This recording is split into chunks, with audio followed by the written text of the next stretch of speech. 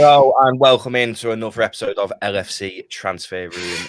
Saturday night, mid-season or pre-season's a bit rubbish, but I'm joined today by Richie and Kev. Start with Richie. How are you this evening? Yeah, very well, thank you. Yeah, not too bad.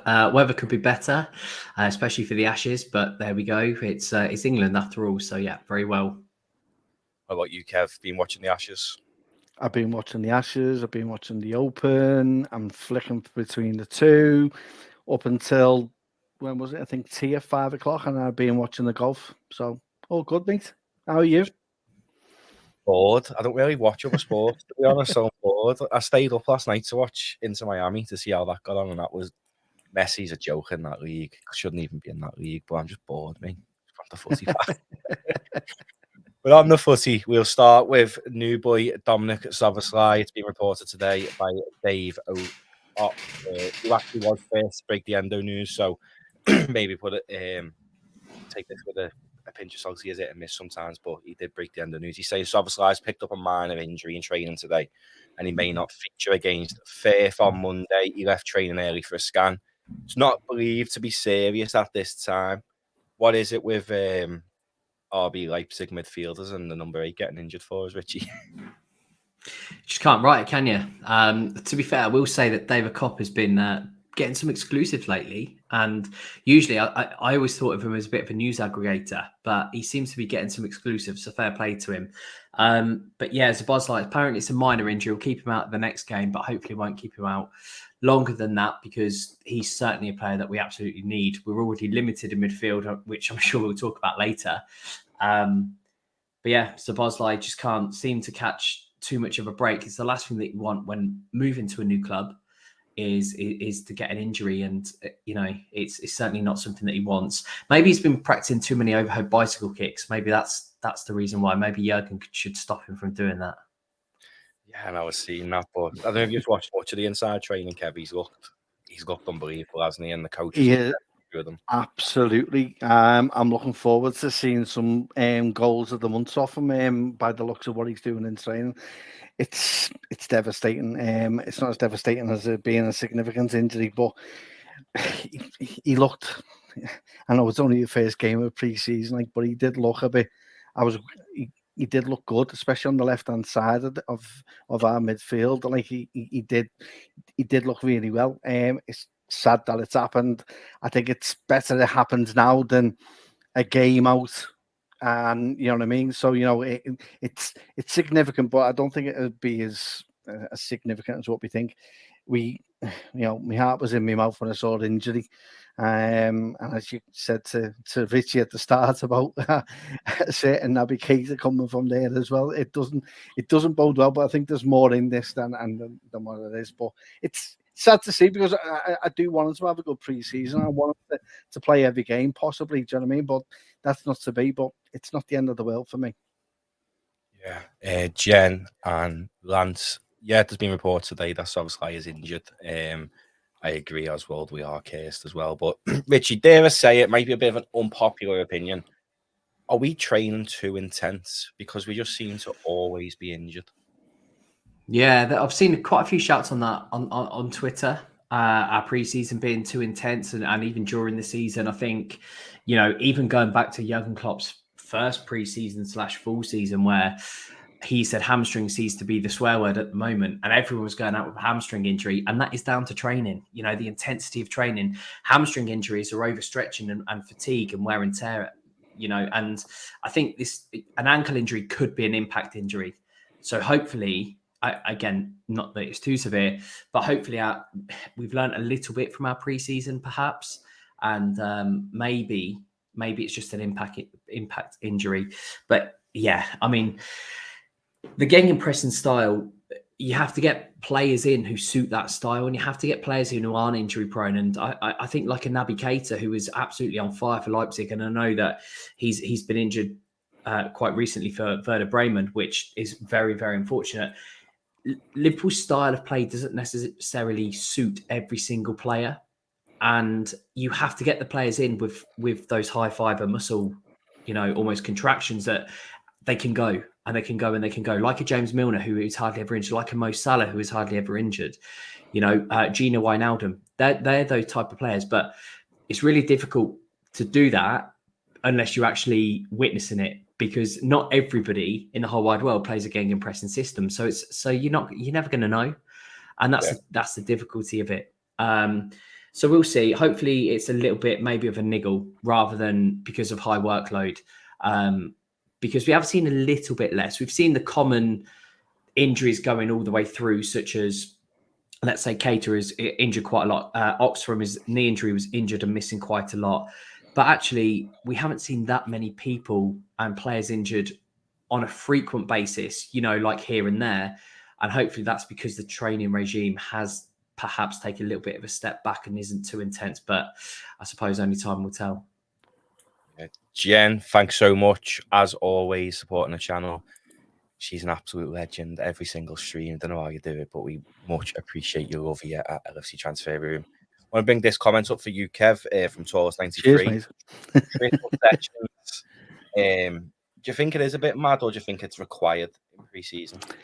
I think I agree with what Richie's saying about players not being suited to this style of playing. Looks as though Szoboszlai isn't, to a degree, and unfortunately, the way we want to play and the style and the manner of how we play, it requires us to be at our best, and sometimes these ridiculous things that we look at, three training sessions in one session, it's mad. But that's the kind of intensity that we need to be at. Because when we are at that and we manage our players at that level, you see how much of a big difference it brings to us as a team, and also to be able to rotate players in as well at certain times. That's been the issue, is the fact that we've now got younger legs in there, and they are going to have to get used and adjust to it, because it's not going to change. So that's where I agree with Richie to some extent, is that you need to basically have exclusive players that can play that gegenpress, and you need to be highlighting them. What that then does, it allows you to limit who you're looking for in the transfer window quite a lot, because you've then got like a percentage of players then out of 100% of players that are available who can come in and do a job for you. But it's something you're going to have to deal with. It's not going to change, and you see what happens when we play that you get these great seasons that we have, that going to the end of the season with Man City, Champions League finals, going for all four the year before. So it does have its rewards, but it is grueling on your body, and that's why you find, which is what the issue we've had last season, is that it catches up to everyone, because you can't play that through the rest of your career, and it does limit what you can and can't do, especially if you're not regressing it as much as what you need to. So, if you stick with the same style of plays for 4 or 6 years, you are going to see the problems with it, the weaknesses. But at the start, there's plenty of fruition there. Give him time; he will be fine. His body will be able to adjust to it. For me. Yeah, there's over 100 people in the chat as well, so thanks for that, and make sure you do leave a like and a subscribe to the channel. It helps us out loads, let us bring even more fantastic content. Moving on though to the next topic, which we're going to be talking about, is Jurgen Klopp. On strangely, Liverpool dropped a podcast with Jurgen for free on YouTube this morning, which is strange in the preseason, because the team's trying to put as much behind the paywall as possible. But I'd really recommend checking out all the episodes of this podcast, but especially the one with Jurgen Klopp, because after listening to it, I just got a real sense of belief about the season again, despite the fact we are weak in several areas. But Klopp did confirm more signs are coming in. He said we are around 3 to 4 weeks until the first game. A few things have to happen until then. Definitely, it will happen, and we'll have a good team. Trust us, we'll do our best to have a season we'll never forget. What about them comments for you, Richie? They fill you with more hope that Liverpool aren't done in this summer transfer market? Yeah, not only that, but it gave me goosebumps all over again, especially where he led the mantra of doubters to believers. And instantly I grabbed onto that message, and I tweeted out saying that, one poor season doesn't define a legacy. And the legacy of Jurgen Klopp is that he has proven that Liverpool fans are doubters, and for every right, for the past 30 years. But also, he's going to prove us all wrong again. that doubters to believers like will happen again. And I think the message behind all of that was like, don't give up on us. We know that we've had a poor season, but I think Klopp has already said, and he's already established that, yeah, fine, we need to do more work. We know that players need to come in, and they will come in. And I think a lot of people grabbed hold of that with both hands and will run with that, and will have the backing of Liverpool Football Club like we always have done all the time. I mean, listen, there's absolutely nothing wrong with doubting what the club is doing, especially after last season, but also the season before. You know, Jurgen said in that interview about we were almost quadruple winners. We were 2 games away from it, almost. And then what followed is a bad season, maybe a hangover of a season, perhaps. We had lots of injuries. We should have invested and we didn't. That's now been put to bed. I think that's what came across in that interview. They know what they need to do, Liverpool. I would say they're waiting for the Hendo and Fab outgoings before they commit to anything extra. But I would say that Jurgen knows what he's doing. And as he said, trust us. And that's the message I think that came across loud and clear, is trust us. And if you don't trust Jurgen Klopp in football, I'm sorry, I don't know who you can trust. Yeah. I mean, Kevy said new players will come in and new players have to come in. I just like put the same question to you. Are you confident with that, or do you think there could be a cry to the owners? Like, come on now, we need some cash. No, I got goosebumps when I read what I heard. I think he's got an idea and a clear plan of who he wants. And he's quite rightly, he's not going to come out and say who that's going to be or give any indications. But I am very confident that he'll go out and get the people that he does want, who will represent us and will provide us with a lot more rotational, a lot of rotation and a lot of players fit to play in our style of play, and one that will be a very, very good season, I think, next season, especially if he gets the players that he wants. Who those players are, because I see Dave Shakespeare's in the comments. I think he's mentioned about 4 times now.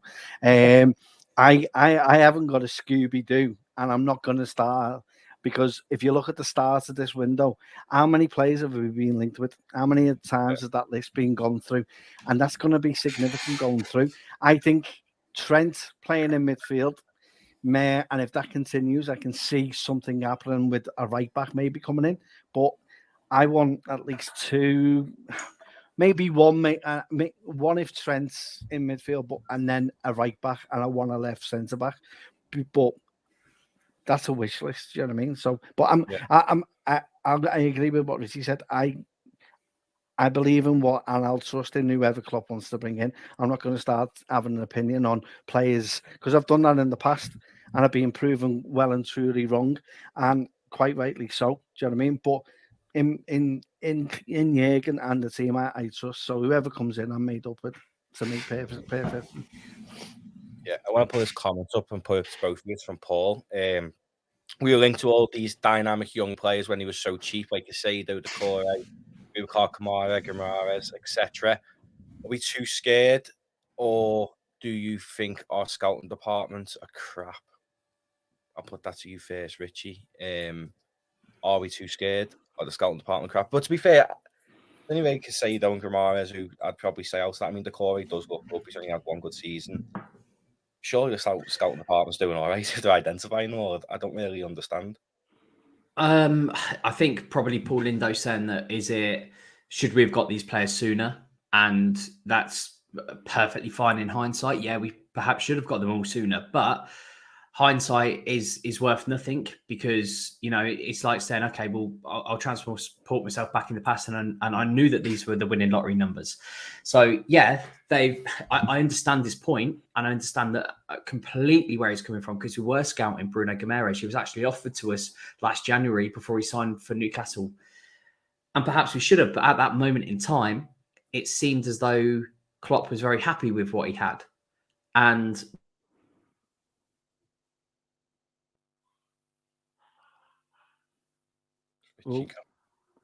As Richie's new Wi-Fi let him down. I'll be wounded if it has. I'll put to you, Kev. Wow, Richie. What do you think? Do you know what? Right, I know what it's it's what Klopp has always said. I think it was at the start of last season or the season before, where he said it. I wished I would have gambled a little bit more. I think the departure of Michael Edwards was a significant one to that process, because he was willing to challenge Klopp, and I think when he left, I think Klopp to a degree had more say.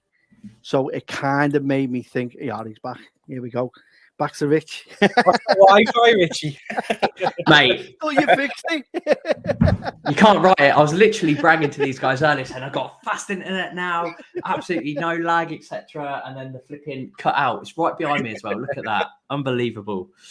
And I've lost my trail of thought as well. But I was saying that hindsight is a brilliant thing. If you could have a time machine, but at the same time, Liverpool might not have been in that situation where finances were available at that time. We also brought in other players, so maybe that wasn't there. Maybe we could have had a deal in the summer.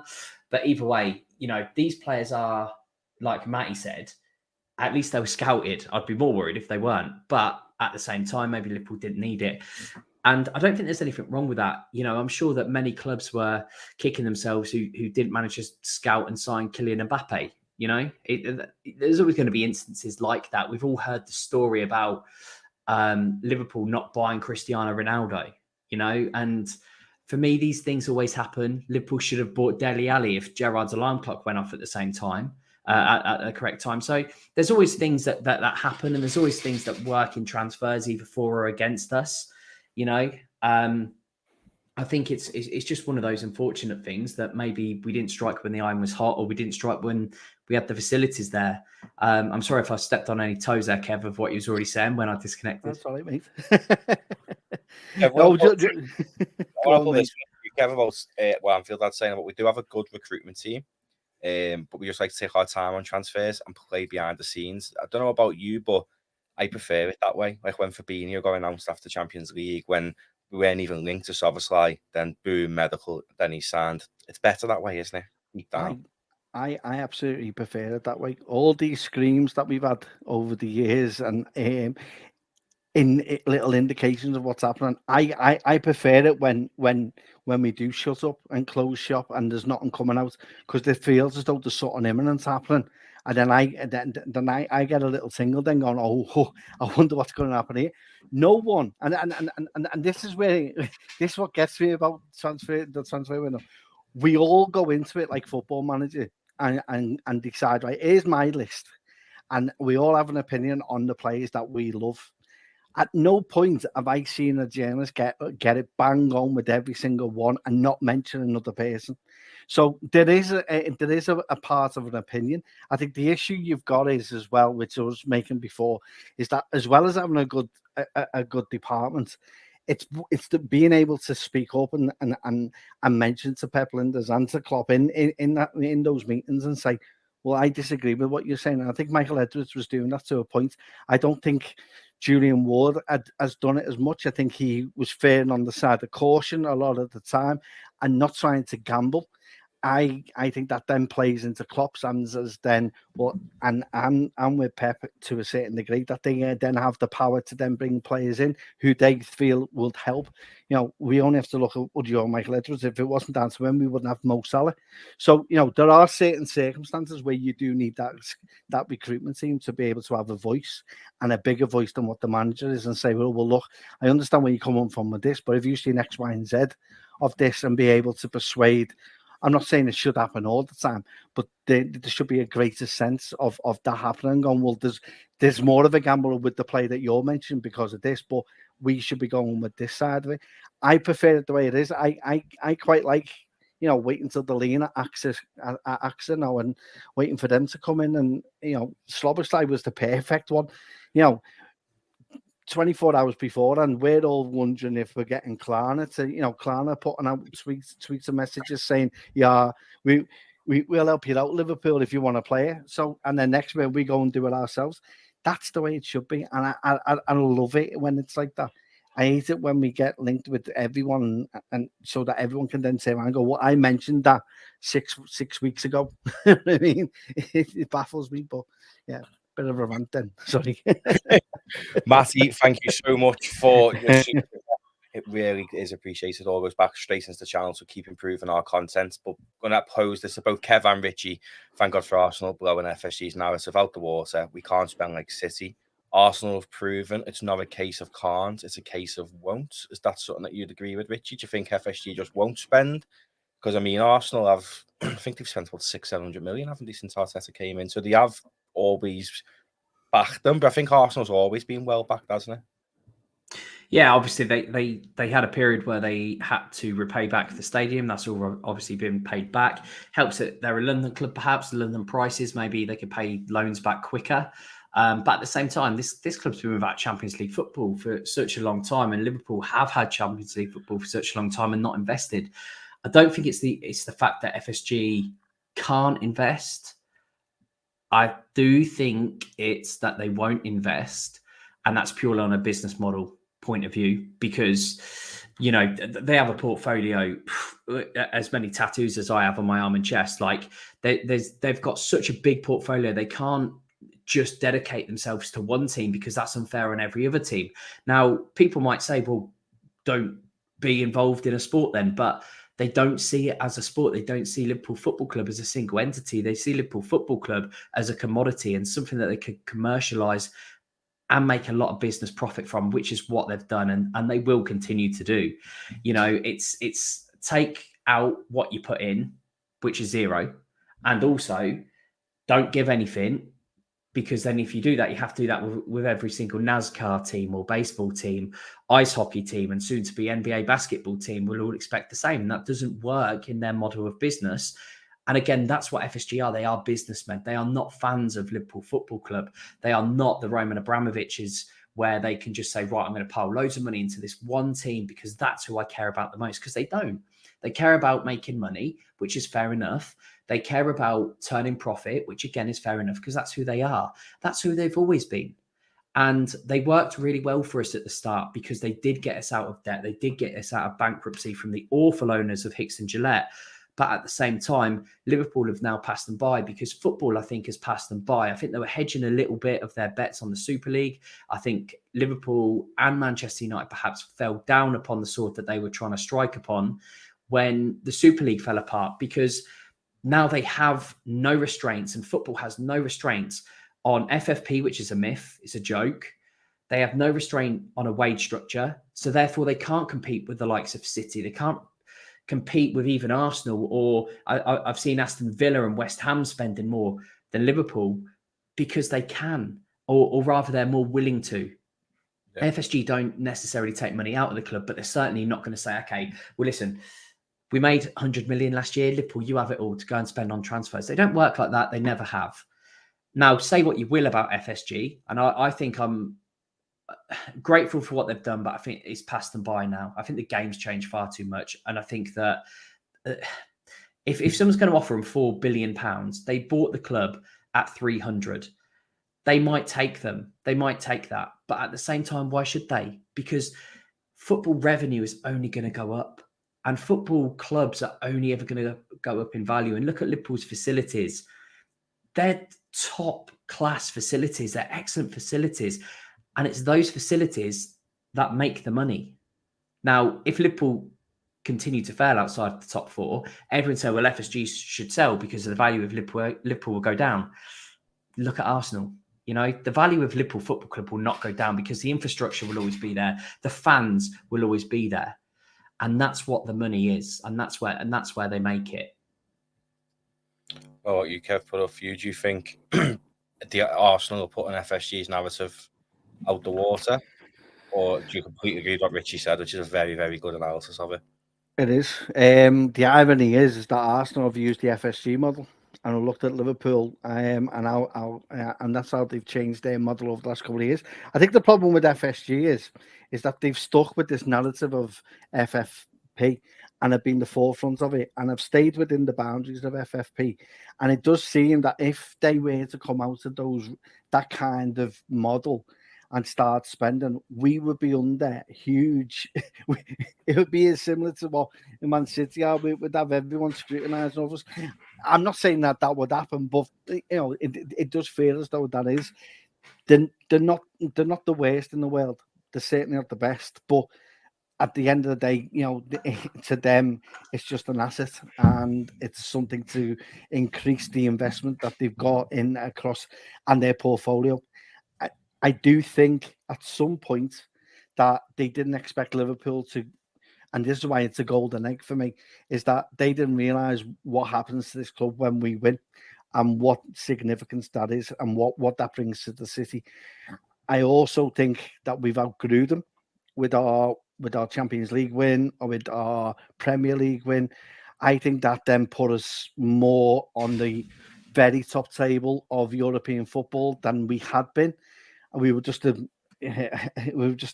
sleeping giant that got woken up. And it's the kind of feeling that you want if you got a board that wants to spend money, because you then focus on of how can we get more, because that's where you generate the money. If we win another league, there'll be at least 1 million in the streets of Liverpool. If we win the Champions League, there'll be 1 million. We win 2 out of the 4, and there's still 600,000 turning up in the drove. So it's, for me, that's why I think there's a hesitancy to get rid to leave Liverpool, because how much this club could generate for me. Yeah. Don't forget, there is over 220 years in the stream. Leave a like and a subscribe. Be like Mac and Daz and Anfield Lad. Everyone with a like and subscribe. We do appreciate it. Helps the channel out loads. Helps the algorithm. YouTube's mad. Get loads of likes and subscribes. You get to go further in the inboxes so we can reach more people. That'll be massive. But moving on to transfer news, really. This has come from, not wrong right there, Andy Hunter from The Guardian, who's saying Liverpool did already have plans to sign a third midfielder before the Saudi invasion for Henderson and Fabinho. Romeo Lavia was seen as the successor to Fabinho, and he does remain of interest.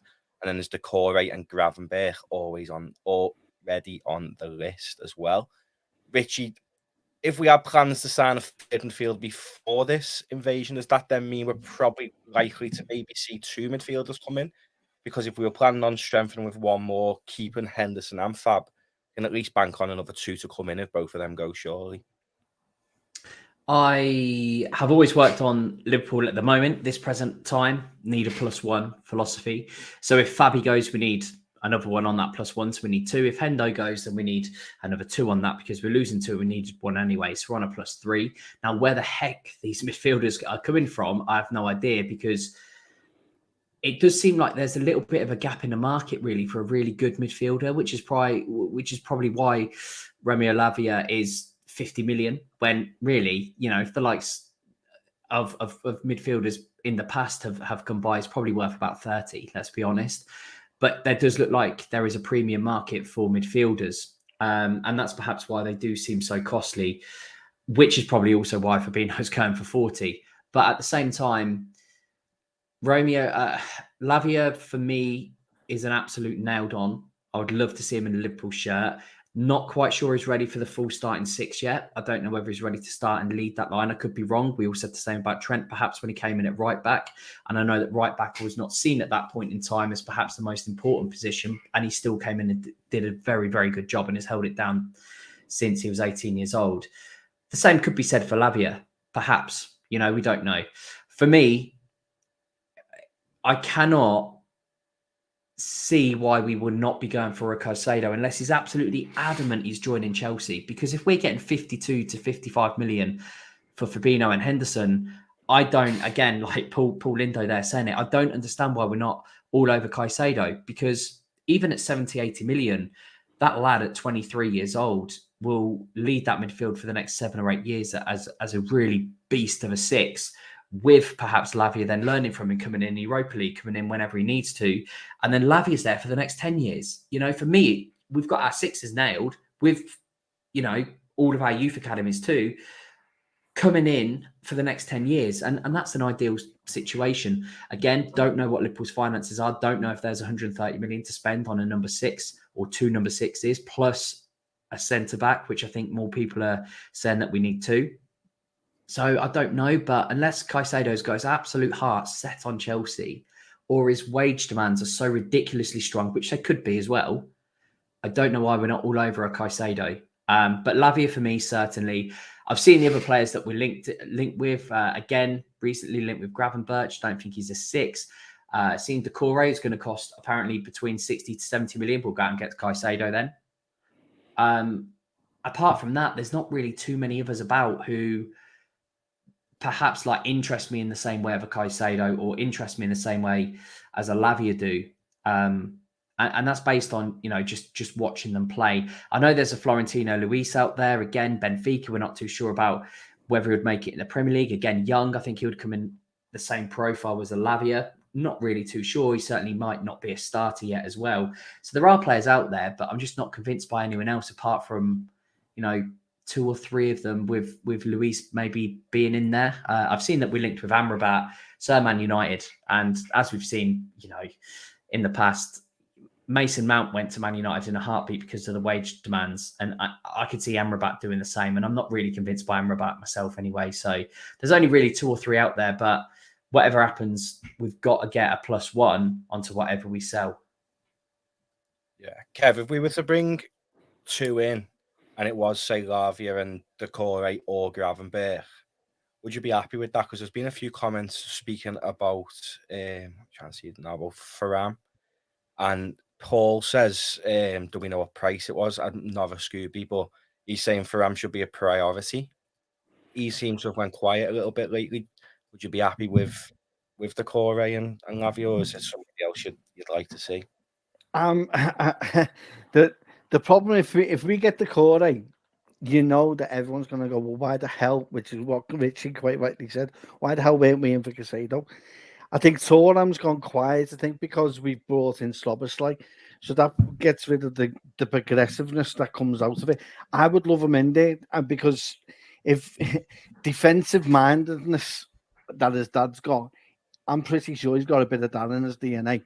And I'd love to see a brute of a 6'4" who can progressively come out with the ball, but has the physicality to be playing that style of game.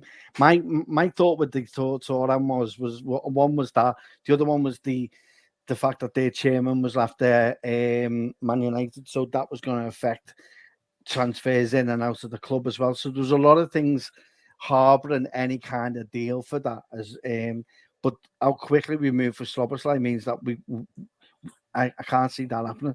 Gravenberch, for me, if it was Gravenberch who was going from Ajax, I'd be all over it. But this is a Gravenberch who's hardly played at Bayern Munich and has struggled in the German league. What does that say? Does that mean then that he can't play at that level? And then moving to us, it's given him an opportunity to either it's a flip of a coin then. Does he rekindle his career at Liverpool? There's not many Dutch players that have said that they can go, that have had a such a downfall and then come into the Premier League and be able to rekindle what they had beforehand. I'd be happy with Lavia. I think 20. I know he's had 20 odd games for Southampton in a team that was struggling, but to show that you can play in those 29 games for the struggling side in centre mid, and at times lighten up the Premiership in certain games. Do you know what I mean? There are little snippets which, obviously, if you put together, makes them look as the best centre mid ever. But we can get. For me, I agree with Rich though. Is the fact that if Fabinho was still here, I would say it would be a great learning curve for Lavia, because you've got the likes of Fabinho to learn from. The fact that he's gone, it is kind of difficult to see where, bringing such a youthful player in. But I'm all for it if Klopp thinks that he's right. But I think the problem is I'm not going to go for a 60 or 70 million pound player at Crystal Palace when there's one a bit further down the road who's 23 and his name is Caicedo. Because for me, that's an head scratcher for me. I don't know what it is for if you guys agree, but that's the way I see it for me. So, no. Matty agrees. Again, thanks for your super sticker, Matty. Massively appreciated. This point's bang on, really. Get Caicedo in. We have his understudy in Bajcetic. We wouldn't need Lavia. It just makes sense, doesn't it, Richie? Really, like Kev said, if we're looking at 70 mil for Doucoure, why on earth aren't we going after Caicedo? And like Matty says, we've already got Bajcetic, who can then learn off Caicedo, who's been phenomenal in the Premier League. It's a good person to look up to, and then it eliminates the need to go and spend 50 million on Lavia, who's only had one season in men's football, really.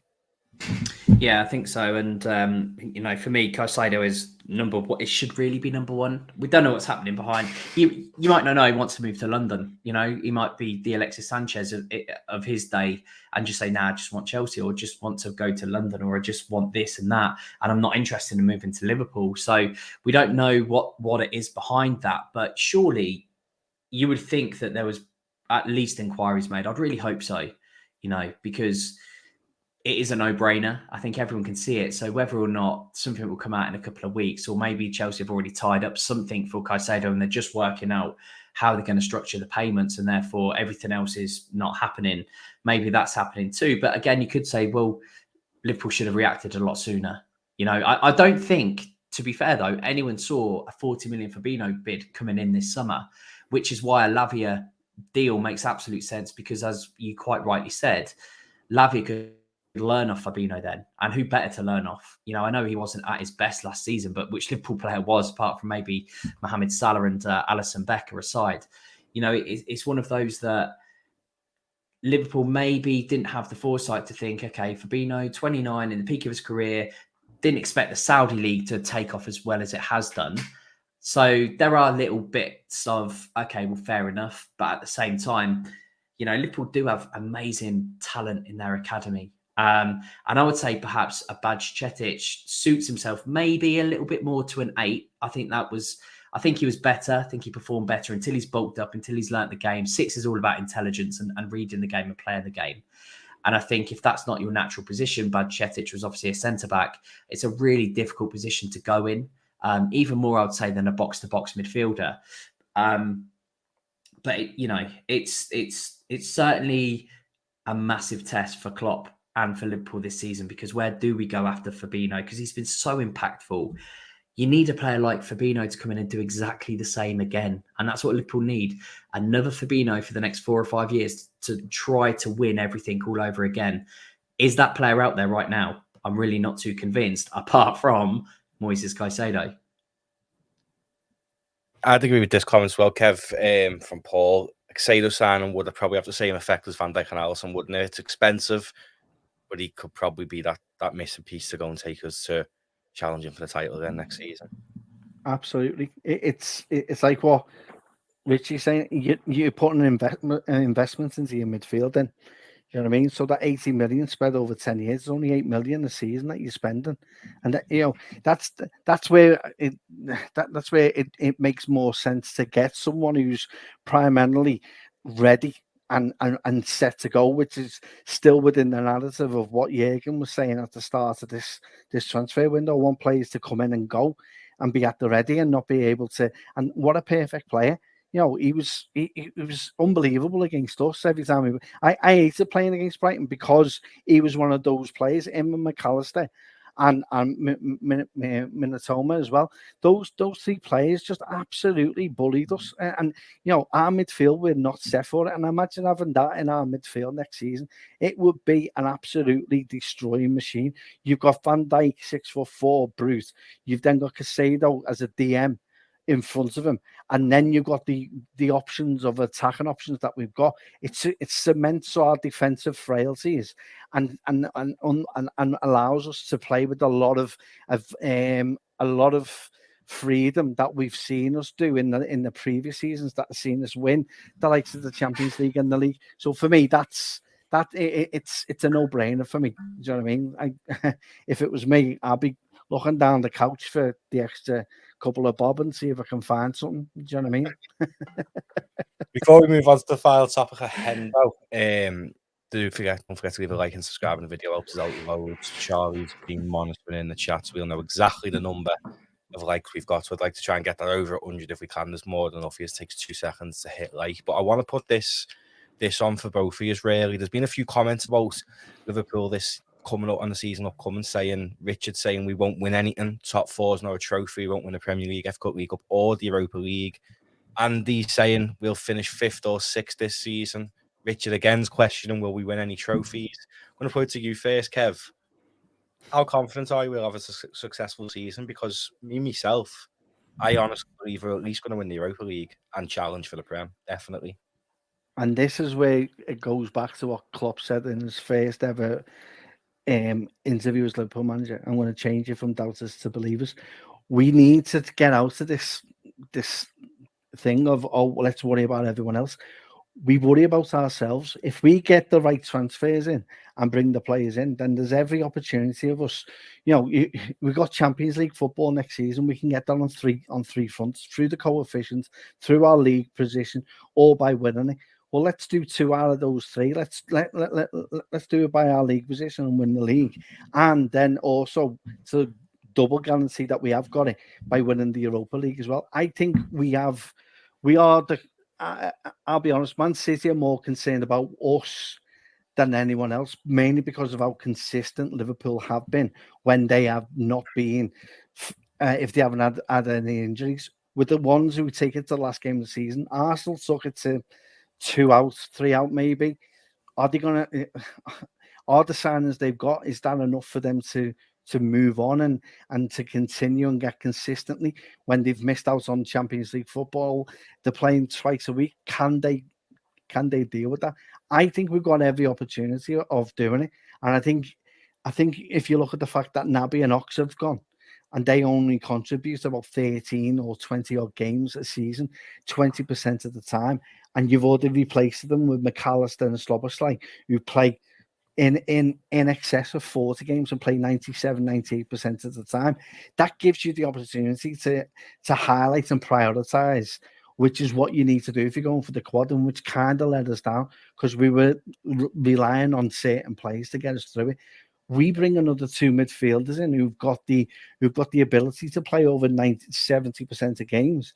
You've got the opportunity then to prioritize. Now, I've said it before, we've got 27 games at the minute to the end of December. I'll be honest, Europa League is not a priority in the early group stages. I can't be arsed with it. I can't be arsed going to Anfield on a Thursday night to see us play a mediocre side. I can't be arsed with the EFL Cup, and I can't be bothered with the FA Cup.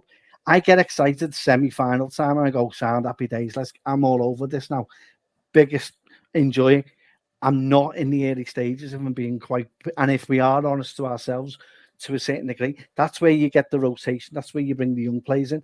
This is your golden opportunity to turn around to the players of the younger and on the fringe and say, I can play you in Europe this season. You can't take that risk in Champions League. You can in Europa, especially in the group games. So I think we need to prioritise what we want to do in the early rounds.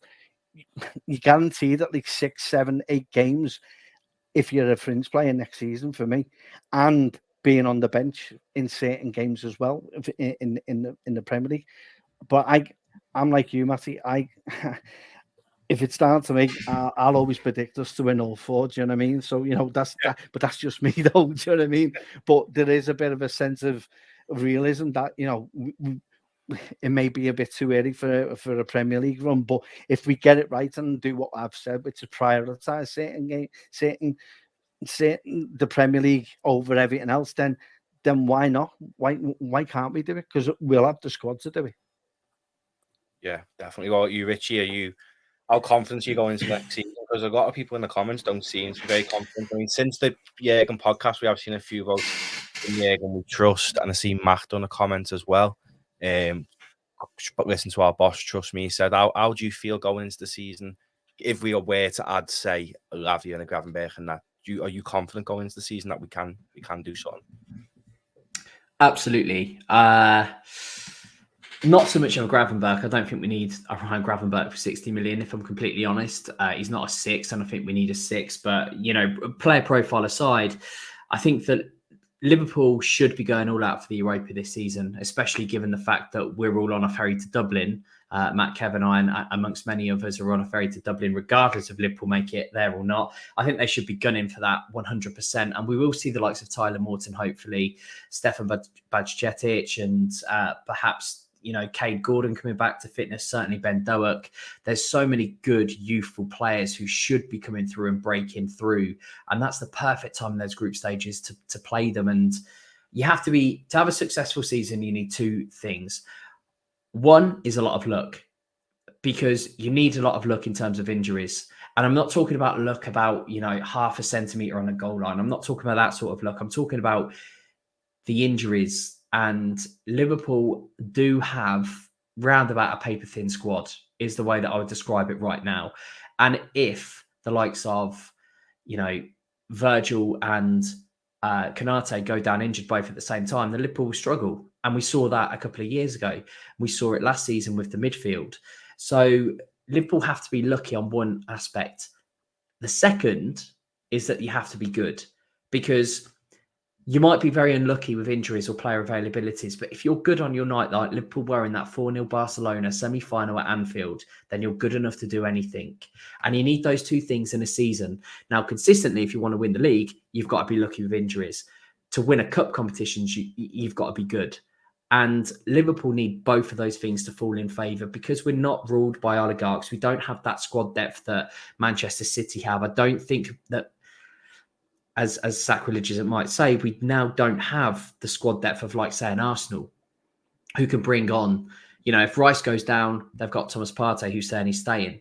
Okay. And they've now got Havertz, who could play in that Martinelli role if he gets injured, or play up top in case that Jesus gets injured, or he can play in that central midfield if Ødegaard gets injured. I don't think Liverpool have that squad depth.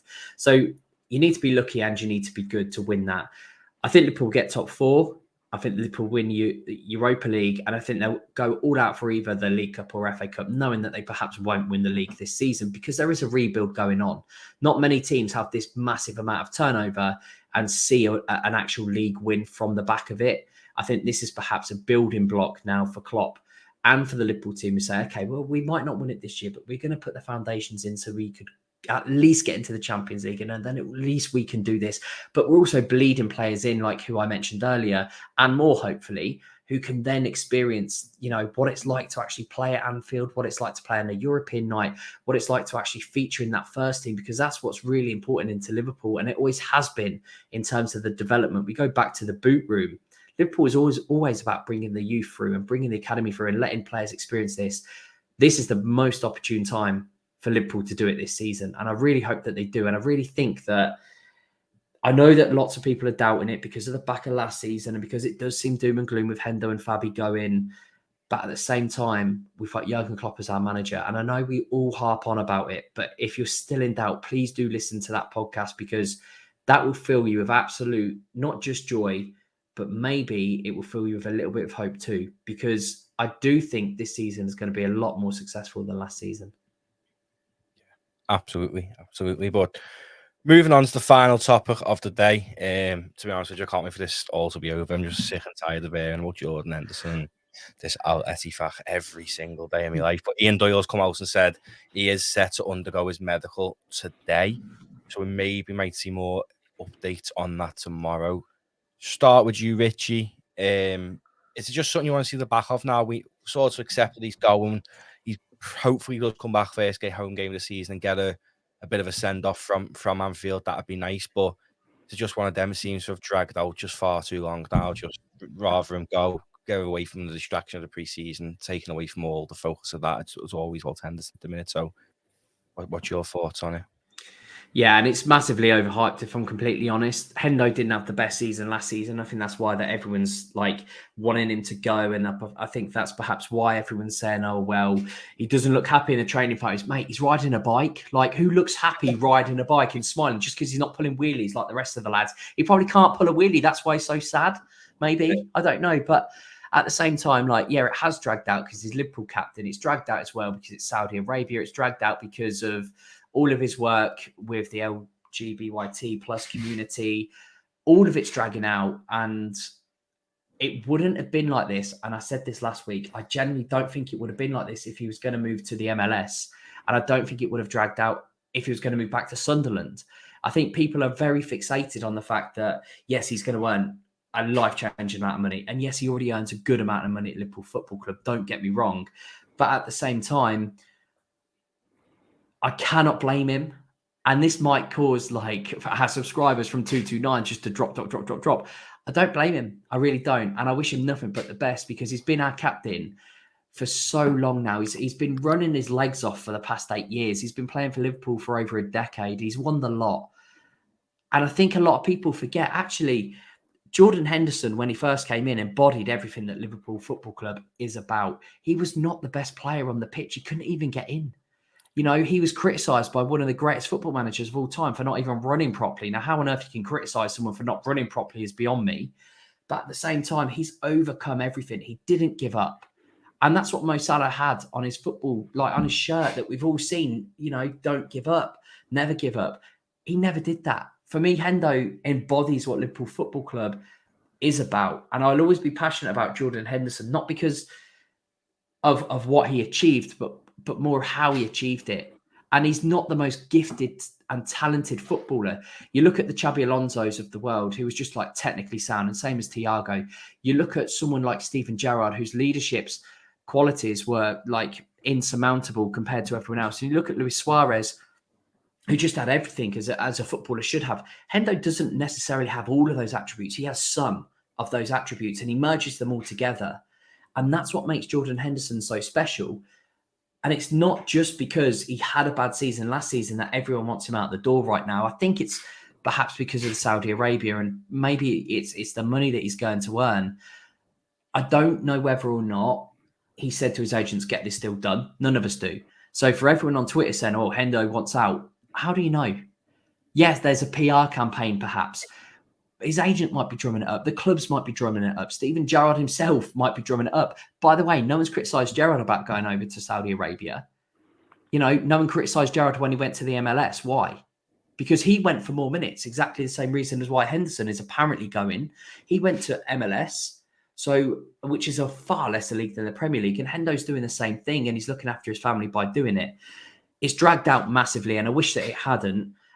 I wish it went down as a Fabinho thing because, again, no one's criticising him for going. And for me, I think it's a little bit biased. And yes, I get the hate from certain communities about him going.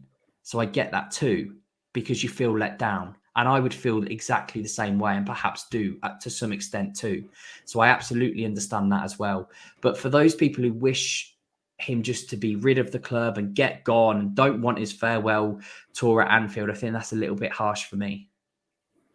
Yeah, I mean, for me, I'd agree with what Jen said about just like the way it's handled, and basically, can he come back if the transfer didn't go through? But I'd agree with that because with Steven Gerrard, when he went to the MLS that season prior, his minutes were cut from what Steven Gerrard was doing. He was playing week in, week out. Brendan Rodgers came in. He made that big call, remember, to bench him against Real Madrid and stuff. No, it's ridiculous call. Ridiculous. Yeah, so for me, Stevie, give it a season of fighting for the club, being the squad player, being the leader in the dressing room. And it's come across, we could be wrong, but it's come across for Hendo that he's went into Klopp's office, said, I'm not, and Klopp said, you're not going to be playing every week, son, and he's went, sound, I'm off. That's how it's come across. And I think, I don't know about you, Kev, it seems to have let me down a little bit because he is our captain. And I've seen a lot, and with the Steven Gerrard thing, he did give us another year, so to speak, where he wasn't playing every week. And he probably left a year too soon as well, Steven Gerrard, but he still give us that year where, I'm not saying like, Hendo's not losing him, is not going to be a massive decline for Liverpool, but losing your captain in any club, whether you think his ability is fantastic or not, is hard. So seeing Hendo not want to stay and fight, that's what annoys me a little bit more, I think. I don't know about you. For me, Henderson has had barriers at every point of his career at Liverpool. Was nearly out to Fulham, and we were getting Clint Dempsey in his replacement. He then takes the biggest thing that anyone could ever have took at Liverpool at the time, which is getting the captaincy off the legend that is Steven Gerrard. At every point, he has got over the obstacle. The obstacle that's in front of him now is of his own doing for me. You've got a man, Jordan Covid, who stood up for the LGBT plus community and for women all over the world, not only nationally, but also internationally. He created hero. He was a hero to a lot of people. A lot of people looked up to him. A lot of people give him, he took on the ethos of what our club's about. And he's now going to play his football in a country that is all against that as what he's achieved. That for me is where it doesn't sit for me. So when people say it's just a payday, I disagree with that. It's more than that. I ask the question to everyone to think of where you stand morally. What's your moral guidance?